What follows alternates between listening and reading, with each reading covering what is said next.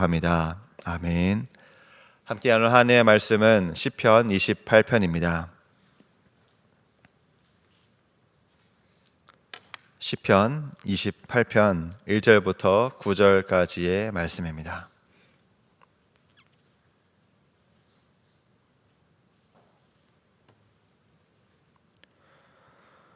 한 해의 말씀 함께 받들어 읽겠습니다. 여호와여, 내가 주께 부르짖어오니 나의 반석이여, 내게 귀를 막지 마소서. 주께서 내게 잠잠하시면 내가 무덤에 내려가는 자가 같을까 하나이다.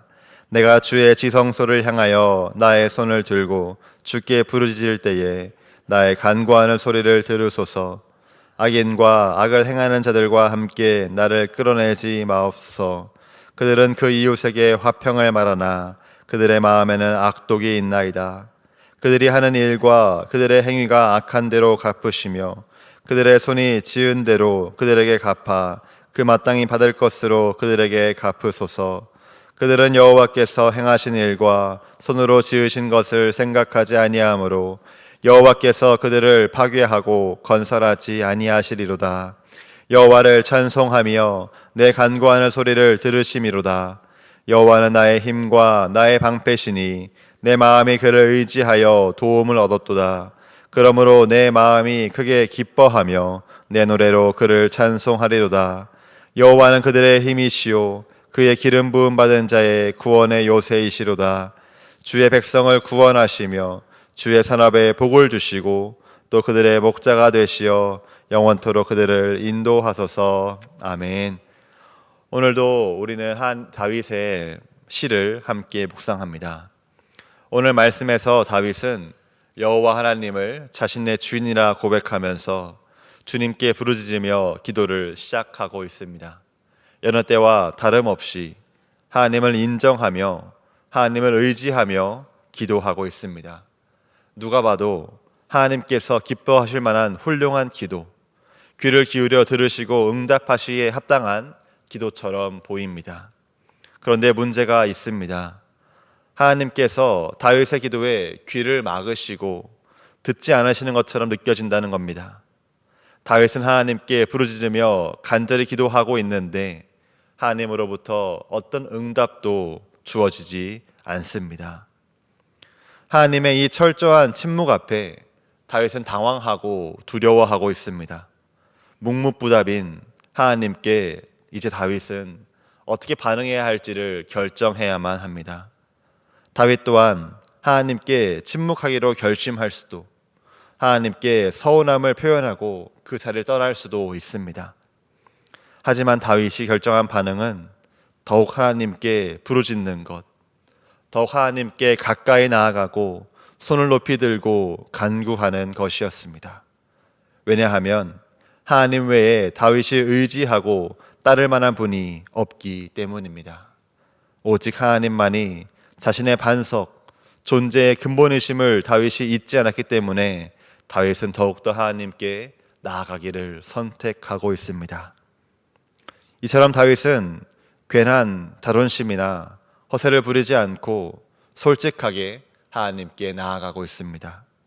하나님의 잠잠하심이 자신에게 죽음과 같은 고통이라고 고백하고 있습니다. 하나님께서 침묵하시면 자신은 무덤에 내려가는 자, 즉 죽은 자와 다를 바가 없다고 아뢰고 있습니다. 그러니 자신에게서 귀를 막지 말아달라고, 자신의 간구하는 소리를 들어주시고 응답해달라고 다윗은 간구하고 있습니다. 사실 이 하나님의 침묵은 다윗을 비롯한 성경의 인물들, 그 외에 우리보다 먼저 하나님과 동행했던 수많은 신앙의 인물들의 삶에 공통적으로 나타나는 사건이기도 합니다. 예수님께서도 십자가 위에서 하나님의 침묵 앞에 나의 하나님 어찌하여 나를 버리시나이까라고 절규하셨습니다.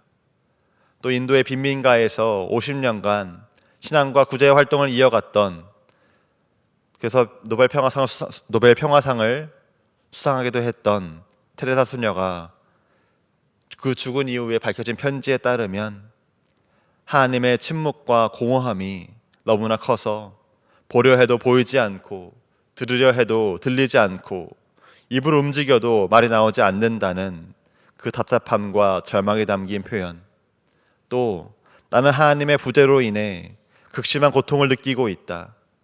하나님께서 나를 원하시지 않는 것 같고 하나님이 진짜 하나님이신지 의심이 가고 하나님의 실존하시는 분인지 확신이 서지 않을 때가 있다라는 솔직하지만 무거운 고백이 담겨 있기도 했습니다. 이 자리에 있는 우리 또한 하나님의 침묵을 경험할 때가 있습니다. 어쩌면 지금 그 하나님의 무거운 침묵을 마주하고 있을지도 모르겠습니다. 아무리 간절히, 아무리 오래 기도해도 하나님이 들으신다는 확신이 들지 않을 때가 있습니다. 하나님을 아무리 찾아도 돌아오는 것은 무서울 정도의 무관심처럼 느껴져 기도하면서도 끔찍하고 혼란스럽고 공허할 때가 있습니다. 기도 시간이 벽이나 허공에 대고 이야기하는 것처럼 시간 낭비처럼 느껴질 때도 있습니다. 그럴 때마다, 그 하나님의 침묵을 마주할 때마다 오늘 다윗의 경험과 고백이 우리에게 위로가 되고 도전되기를 간절히 바랍니다. 하나님의 침묵은 결코 나만 경험하는 특별한 일도, 날 향한 하나님의 버림이나 심판도 아닙니다. 우리가 다 이해할 수 없고 설명할 수 없는 하나님의 신비한 선택이며 반응입니다. 또한 하나님께서는 침묵하고 계실 뿐 여전히 그 자리에 계시며 우리의 기도와 간구를 듣고 계십니다. 여전히 우리에게 생명을 허락하신 창조주요 아버지이시며 우리의 삶을 유지하시며 붙드시는 유일하시고 영원히 흔들리지 않는 든든한 반석이십니다. 그 하나님을 신뢰하며 하나님의 침묵 가운데에서도 하나님을 향한 기도의 자리를 떠나지 않는 우리가 되기를, 하나님께 더욱더 가까이 다가가며 우리의 마음을 쏟을 수 있는 우리 될 수 있기를 간절히 소망합니다. 그렇다면 다윗은 어떤 기도의 제목이 있었길래 하나님께 간구하기를 멈추지 않았을까요? 3절과 4절의 말씀으로 미루어 봤을 때에 다윗은 악인들을 바라보며 고발 섞인 기도를 드리고 있습니다. 악인들은 이웃에게 화평을 말하나 마음에는 악독이 있는 이율배반적인 사람들입니다. 겉으로는 평화를 말하지만 속으로는 재앙을 꾸미는 겉과 속이 다른 사람들이며 자신들을 좋은 사람으로 애써 포장하려 하지만 그 마음에 있는 악독함으로 인해 결국 악한 행동을 행하는 사람들입니다. 하나님께서 이런 악인들의 실체를 밝히시고 그들이 마땅히 받을 심판을 내려주시기를 다윗은 기도하고 있습니다. 여기서 우리가 주목해야 하는 구절은 5절입니다. 우리 5절 말씀을 함께 읽도록 하겠습니다. 그들은 여호와께서 행하신 일과 손으로 지으신 것을 생각하지 아니하므로 여호와께서 그들을 파괴하고 건설하지 아니하시리로다. 아멘. 다윗은 악인들이 악인이라 불리는 이유, 그들이 심판받아야 하는 이유, 즉 심판의 모든 것을, 전권을 철저히 하나님께 두고 있습니다. 하나님을 기준 삼고 하나님께 맡겨드리고 있습니다. 악인들은 하나님께서 어떤 분이신지 모르기에 하나님의 선하심과 공의로우심을 신경 쓰지 않기에 거리낌 없이 악을 행하고 있습니다. 하나님의 하나님 되심을 인정하지 않고 하나님을 경외하지 않기에 거침없이 자신이 원하는 대로 행하고 있습니다. 자신을 주인 삼고 자기 소견에 옳은 대로 행하고 있습니다. 이렇게 제멋대로 살아가는 악인의 횡포 앞에서 다윗은 하나님께 문제 해결을 온전히 맡겨드리고 있습니다. 하나님께서 그들이 행한 대로 갚아주셔서 그들을 파괴하고 건설하지 아니하시기를 기도하고 있습니다. 악을 용납하지 않으시는 거룩하신 하나님, 악을 심판하시며 없애시고 바로잡으시는 하나님, 그 공의로우신 하나님의 성품을 믿고 의지하며 하나님께서 그들을 끌어내리시기를 간구하고 있습니다. 하나님의 때에 하나님의 방법으로 하나님의 정의와 공의를 실현하셔서 하나님의 거룩하심이 온 땅 가운데에 밝히 나타나기를 소망하고 있습니다. 하나님께서 오늘 이 자리에 있는 우리에게도 다윗의 거룩한 분노와 믿음을 허락하시기를 소망합니다.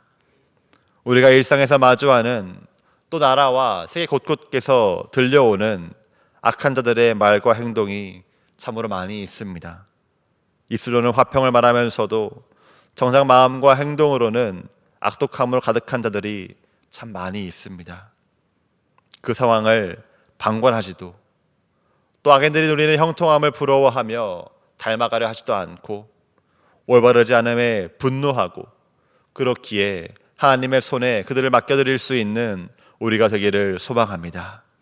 하나님께서 그들의 악함을 심판하시고 낮추시기를, 모든 것을 바로잡으시는 하나님의 공의가 이루어져 하나님께서 높임 받으시는 날이 속히 오기를 기도하는 이 시간 우리 되기를 소망합니다. 이렇게 하나님의 침묵 가운데에서도 하나님의 성품을 기억하고 하나님께 모든 상황 맡기며 나아간 다윗의 입술에서 이제 찬양이 흘러나오기 시작합니다. 6절과 7절에서 다윗은 하나님께서 자신의 간구함을 들으셨음을 확신하고 힘과 방패가 되시며 의지할 만한 분, 의지한 자에게 도움을 주시는 하나님께 기뻐하며 찬송하겠다고 선포하고 있습니다. 아직 하나님께서는 침묵을 깨시지도 악인을 심판하지도 않으셨지만 다윗은 하나님께서 신실하게 응답하실 것을 믿으면서 미리 찬양을 올려드리고 있습니다. 반석되신 하나님, 거룩하신 하나님을 기억하며 하나님께서 개입하실 것을 소망하며 기쁨 가운데에 하나님을 높여드리고 있습니다.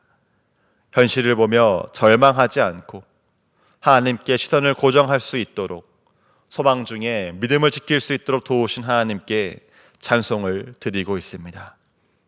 이어지는 8절과 9절은 다윗이 찬양했던 그 소망의 선포를 담고 있습니다. 함께 8절과 9절 말씀을 읽도록 하겠습니다.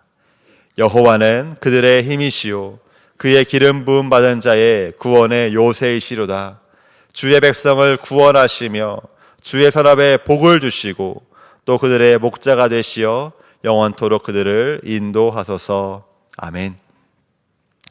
하나님은 다윗뿐만이 아니라 기름 부음 받은 자 전체에 하나님께서 택하신 하나님 백성 모두의 힘이시요 구원의 요새이십니다.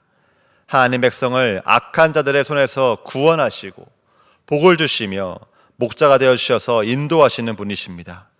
하나님께서 창조하시고 다스리시는 이 세상과 하나님의 백성을 포기하지 않으시고 버리지 않으시고 끝까지 책임지시는 분, 온전하게 회복하시는 분, 그래서 의지할 만하고 또 의지해야만 하는 분임을 다윗은 믿음으로 찬양하고 있습니다. 하나님께서 오늘 이 자리에서 또 각자의 자리에서 기도하는 우리 모두에게 이런 귀한 믿음을 더해주시기를 간절히 소망합니다. 하나님을 향한 탄원으로 기도를 시작했을지라도, 하나님의 침묵으로 인한 절규나 현실의 모습으로 인한 탄식 섞인 말로 기도를 시작했을지라도 기도 가운데에 하나님의 성품을 기억해낼 수 있도록 하나님께서 이끌어주시기를 간절히 바랍니다. 하나님께서 부어주신 그 믿음으로 거룩하신 하나님, 반석이요 힘 되시는 하나님을 다시 한번 기억하고 의지하겠다 결단할 수 있는 우리 기도가 될 수 있기를 바랍니다. 모든 상황과 판단을 하나님께 맡겨드린다는 그 고백을 할 수 있기를 바랍니다. 그래서 하나님께서 역사하실 것을 굳게 믿으면서 하나님의 역사하실 때를 기다리는 소망으로 그 찬양으로 기도를 마칠 수 있고 평안함 가운데에 삶의 자리로 돌아가서 하나님께서